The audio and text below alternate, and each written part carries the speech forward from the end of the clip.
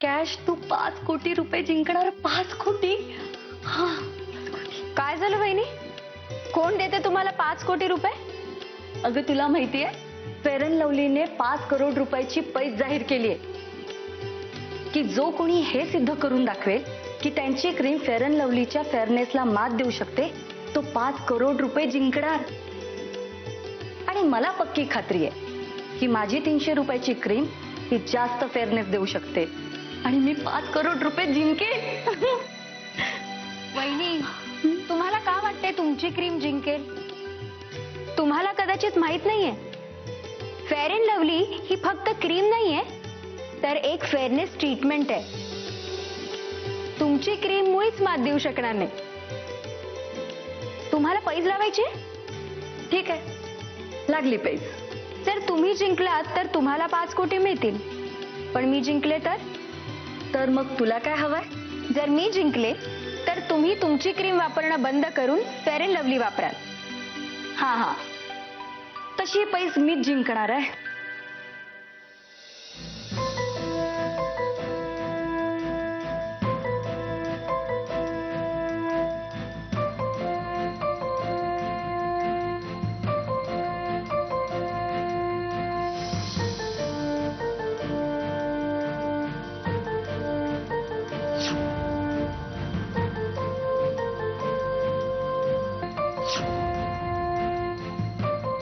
अहो सर,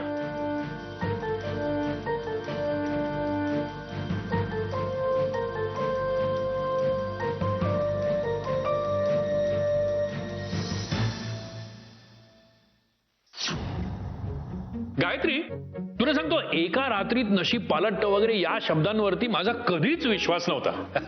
असं कसं आहे एका रात्रीत नशीब बदलेल, नाही का? पण आता मात्र विश्वास बसला माझा. नशीब नशीब म्हणतात ना ते हे. कालपर्यंत आपल्याला कुठे माहिती होतं आपण एवढे श्रीमंत होणार आहोत म्हणून. ही सगळी तुमच्या त्या मित्राची कृपा. मित्राची नाही काय, त्याच्या मुलांची. हा, पण मला एक कळत नाही, त्या दोघांना एवढी अक्कल नाही की आपण जर हे सगळं सोडून गेलो तर मग ह्या एवढ्या मोठ्या प्रॉपर्टीचं काय होणार. एवढी अक्कल नव्हती त्यांना. मिस्टर रत्नपारखी,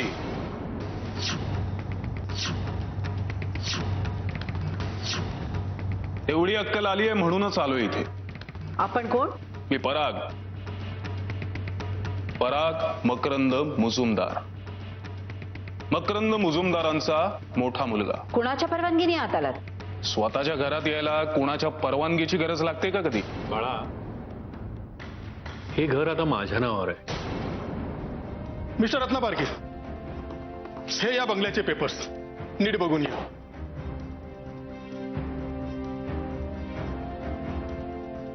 मिस्टर देशपांडे, तुम्ही हे पेपर्सही बघून घ्या. काय? मकरंदचं मृत्यूपत्र आहे. साहेब, आपण जरा शांतपणे बोलूया का? देशपांडे साहेब, तुम्ही याआधी कायद्याच्या गोष्टी करत होतात, मग यापुढेही आपण फक्त कायद्याच्या भाषेत बोलू. कायद्यानुसार या घरावरती आणि संपूर्ण प्रॉपर्टीवरती फक्त माझा अधिकार आहे. चूक. तुमच्या मित्राचा मोठा मुलगा म्हणून या प्रॉपर्टीवर माझा अधिकार आहे. फक्त माझा. नाही,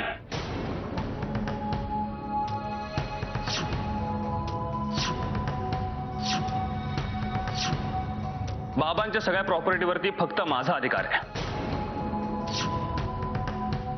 मी मंदार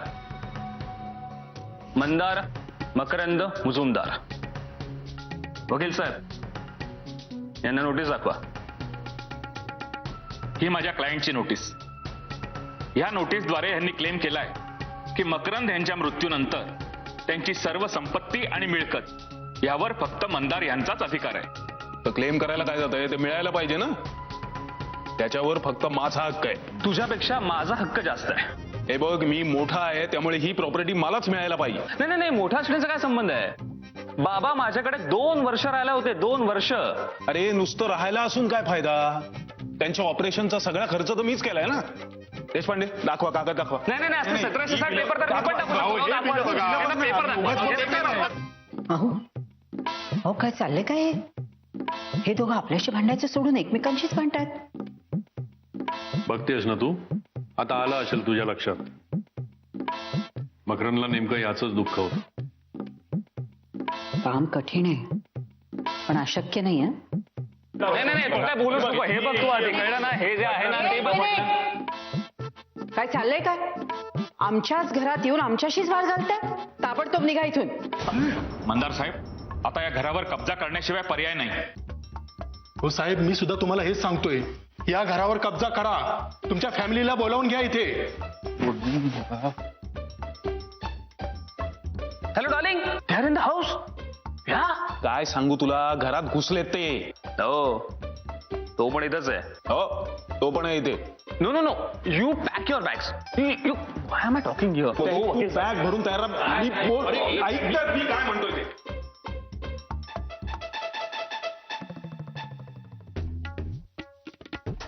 गायत्री, हे दोघे एकत्र घरात तर आलेत, आता पुढे काय? मी म्हणाले नव्हते हे घर नाही, हा नुसता बंगला आहे. पण तुम्ही काळजी नका करू.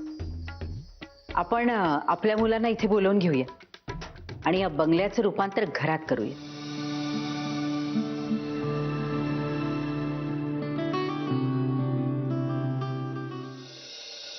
मीरा, आम्ही आलोय.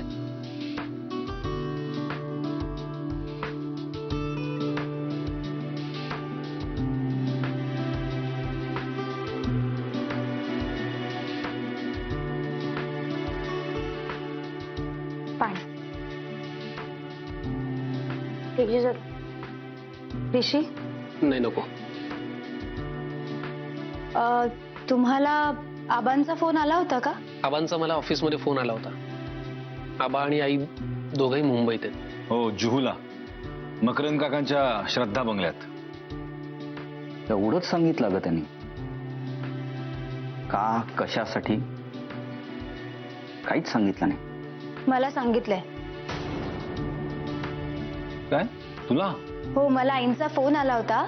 त्या म्हणाला की आम्ही दोघं जुहूच्या बंगल्यावर उतरलोय मकरंद काकांच्या मुलांना भेटायला. एक मिनिट, ते प्रॉपर्टीचा हक्क सांगायला गेलेत ना? मग हे मीरा, तुला आईने अजून पुढे काही सांगितलं का? हो, एवढंच म्हणाल्या की स्वतःची काळजी घ्या, घराची काळजी घ्या, म्हणजे घरातल्या माणसांची. फार विचार करू नका, आईंचा फोन येईल ना तुम्हाला पण. मी चहा आणते. हा, एक मिनिट. काय? आज घर जरा शांत दिसते. हो, म्हणजे घर कुठे दिसत नाहीये. काय? अगं, घर कुठे म्हणजे घरातल्या त्या 2 व्यक्ती, अभिलाषा, कॅशवनी, त्या कुठे आहेत असं विचारतो. त्या दोघी होय. त्या दोघी तर इतक्या खुश आहेत, त्यांना असं वाटायला लागले की आपण सगळे त्या बंगल्यात शिफ्ट होणार आहोत. अरे देवा, अगं मग तू त्यांना सांगितलं नाहीस का आईने तुला पुढे काय सांगितलं ते? नाही, हे सांगायला त्या घरी हव्यात ना. अरे बाप, कुठे गेल्यात? माहित नाही कुठे गेल्यात, कशासाठी गेल्यात, कधी गेल्यात, काहीच कल्पना नाही.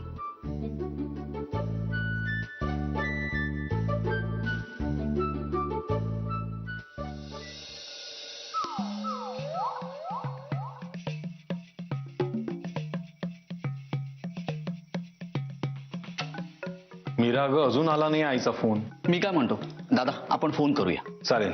नाही, नको. आई म्हणाल्यात ना मी फोन करीन म्हणून. आपण नको फोन करायला. मीरा, पण आता रात्र झाली आहे. हे बघ, मला वाटतं आपण आत्ता फोन करूया. नाही, मी फोन केला होता.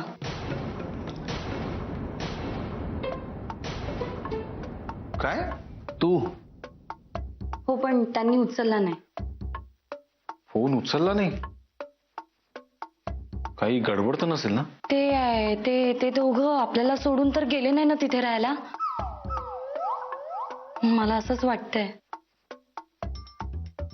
कॅश, तू काय बोलतेस तुला कळतंय का? नाही म्हणजे विघ्नेश, मला असं म्हणायचं होतं, जर ते दोघे तिकडे शिफ्ट झाले असतील तर त्यांना दोघांना बघणार कोण? काय हवंय काय नकोय विचारणारं कोणी नसेल ना तिथे. आपण एक काम करूया, आपण लगेच निघूया. चला चला लवकर बॅगा भरूया आपण. हा अहो वहिनी जरा थांबा. कुणाचा आहे? आईचा फोन आहे.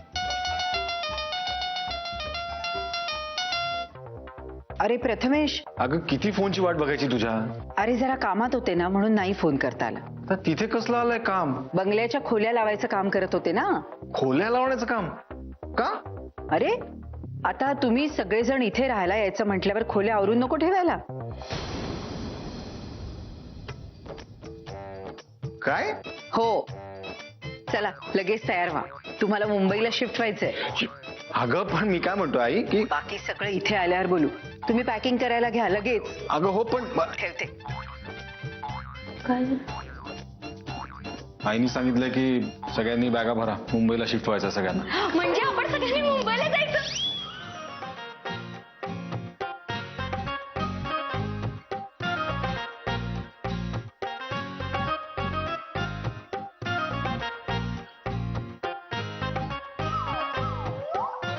अगं गायत्री, काय हे तू त्यांना खरं खरं का नाही सांगितलंस? म्हणजे सगळ्यांना असं का सांगितलंस की सामान पॅक करा आणि इथे शिफ्ट व्हा म्हणून? ज्यांना कळायचं असेल ना त्यांना कळलं असेल की यामागे नक्की काहीतरी कारण आहे, आणि ज्यांना कळलं नसेल त्यांचा तो मूर्खपणा आपल्या फायद्याचा ठरणार आहे. म्हणजे काशी आणि अभिलाषा यांना मी मुद्दामच सांगितलं नाही. त्या इथे आल्यावर त्यांना असंच वाटू दे की हे सगळं जे आहे ते त्यांचंच आहे. ते दोघं भाऊ आहेत कुठे? माहित नाही, म्हणजे त्यांच्या रूम मध्ये होते मगाशी. चला बघूया तरी काय करतायत. काय जाऊन बघूया चल.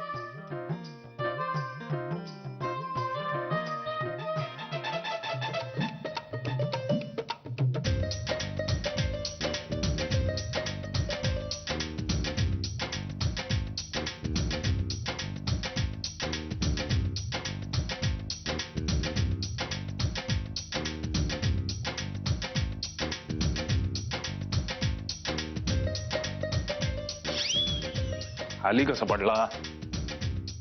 सामान कोणाचं इकडे?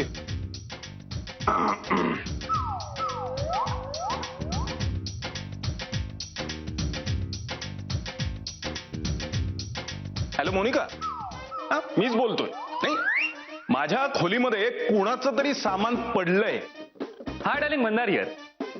यु नो व्हॉट, आता माझ्या बेडरूम मध्ये कोणीतरी घुसलाय. ही खोली माझी आहे. आणि ही खोलीच नाही, हा सगळा बंगलाच माझा आहे. व्हॉट रमेश, ही खोली, हा बंगला, ही प्रॉपर्टी माझी आहे.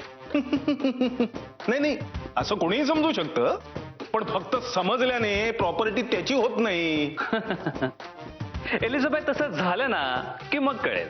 नाही नाही, तसं व्हायचं तेव्हा होईल, पण आत्ता या क्षणी या खोलीतून बाहेर पडायचं. नाही गेलो तर? एलिझाबेथ, समजा मी आता या खोलीतनं बाहेर नाही गेलो तर काय होईल?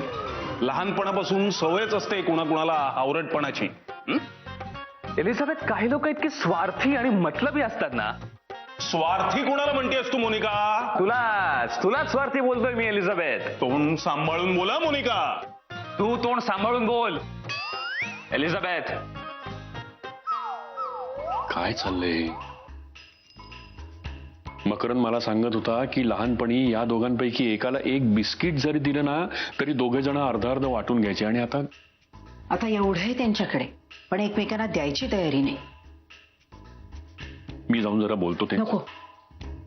अहो इतक्या वर्षांनी एकमेकांशी बोलतायत, वाद घालण्याच्या निमित्ताने का होईना त्यांच्यामध्ये संवाद होतोय ना, तर होऊ दे.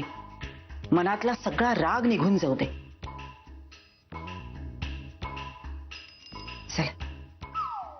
Elizabeth, you shut up. Monica, you shut up. You shut up. You shut up. अरे यू शट अप.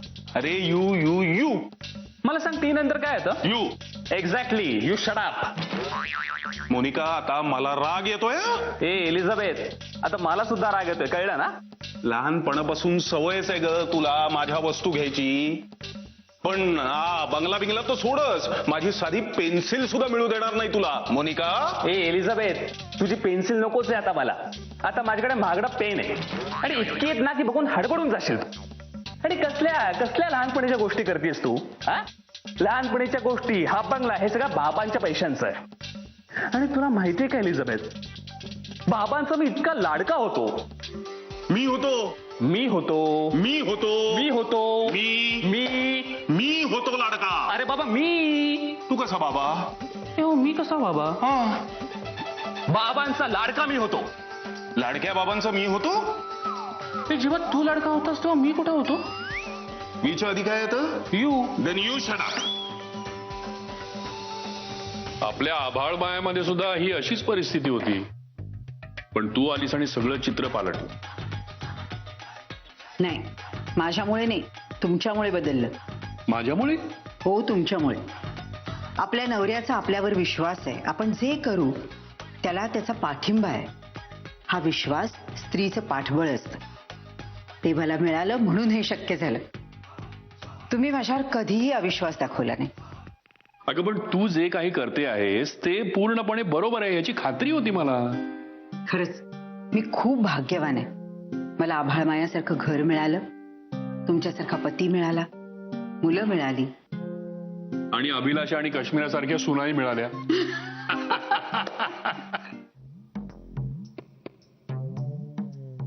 मला सांग दादा, तुला एक्झॅक्टली आता काय वाटते? कशाबद्दल? अरे आईने असं तडकाफडकी आपल्याला मुंबईला बोलवून घेतलं ना, त्याबद्दल विचारतोय मी. मला तरी काय माहिती. अरे मी आईला काही विचारणार त्या आधी तिने फोनच कट केला. नाही पण मला वाटतं की प्रॉपर्टीच्या संदर्भातच काहीतरी असेल काम.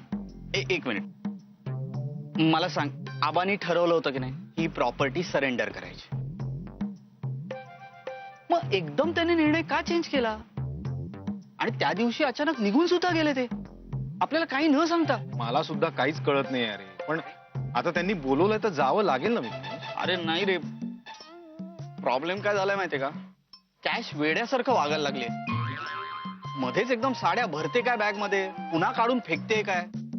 अरे गौरवला तर सांगत होती हा हेअरकट चालणार नाही म्हणे मुंबईत. कॅश काय, अभिलाषा सुद्धा. खरं? हो, कधीपासून तिथं तेच चाललंय, मुंबईला जायचंय मुंबईला जायचंय. अरे आता झोपली तर झोपेत सुद्धा तिची तीच बडबड चालली. मला ना काही कळतच नाही खरंच. प्रथमेश दादा, आईला आपण फोन करून डायरेक्ट सांगून टाकूया का की आम्हाला मुंबईला जायचंच आहे मुंबईला? काय मुंबईला जायचं नाहीये का? मग गप्पा काय मारत बसलाय? बॅग पॅक कोण करणार? बॅग नेहमी तूच पॅक करतोस, माहितीये ना तुला. मायावरनं काढायची बॅग असं म्हणायचं तिला, हो ना ग? ठीक आहे, चालू दे तुमचं, येतो मी.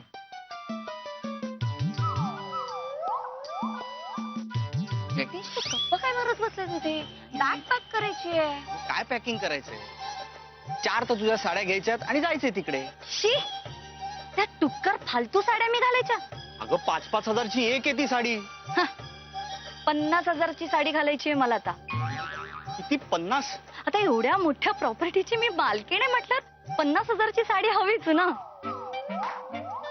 मी तर असं विचार करते की मुंबईला गेल्या गेल्या ना शॉपिंग करायची. 50,000ची साडी अशी म्हणजे साड्या 10-12 विकत घ्यायचं असं माझा प्लॅन चाललाय. मी तर असा विचार केला की 50 तोळ्याचे दागिने विकत घ्यायचे. 50 तोळे? आणि तुला सांगू का, आता तो मोबाईल आहे ना खूप जुना झालाय, तर 50,000चा मोबाईल विकत घ्यायचाय. रुबा पटला पाहिजे ना मालकिणीचा असं. कॅश हा, छान आहेत स्वप्न, पण काय ना, आपल्याला ती प्रॉपर्टी अजून मिळालेली नाहीये. आपण फक्त बघायला जातोय, बघायला. चल विघ्नेश, एक मिनिट. म्हणजे जरा शांतपणे विचार कर. आपण तिघं जर मुंबईला सेटल झालो तर, म्हणजे तू, मी आणि गौरव, तू मुंबईतच बिझनेस स्टार्ट कर ना. म्हणजे तू जे काही इथे कमवतोस त्यापेक्षा तू 5 पट मुंबईला जास्त कमवू शकतोस आणि तू स्वतःचा डिसिजन घेऊ शकतोस. म्हणजे तुला कुणाचं बर्डन नसेल, कुणाला विचारायची तुला गरज लागणार नाही, फ्रीडम असेल.